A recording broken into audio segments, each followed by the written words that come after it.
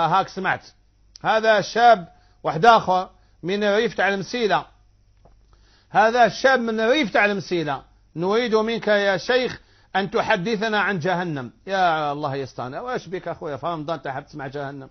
الناس حابة تسمع الجنة ورحمة، أنت حاب تسمع جهنم؟ وأنت وقت خرجت من جهنم باش نحكي لك أنا على جهنم. جهنم فيها العقاب وأنتم ماكو عايشين مع العقاب.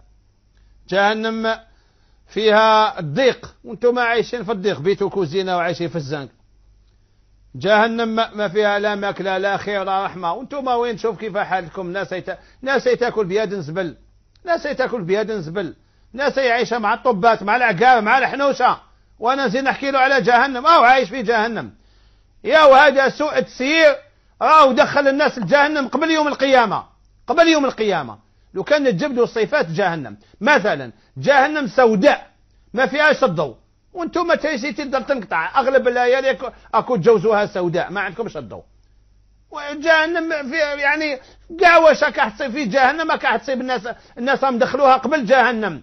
يعني هذه الكارثه اللي وصلنا لها، الناس دخلوهم الجهنم قبل جهنم، وليعوذ بالله. ما نحكي لكش على جهنم هذه.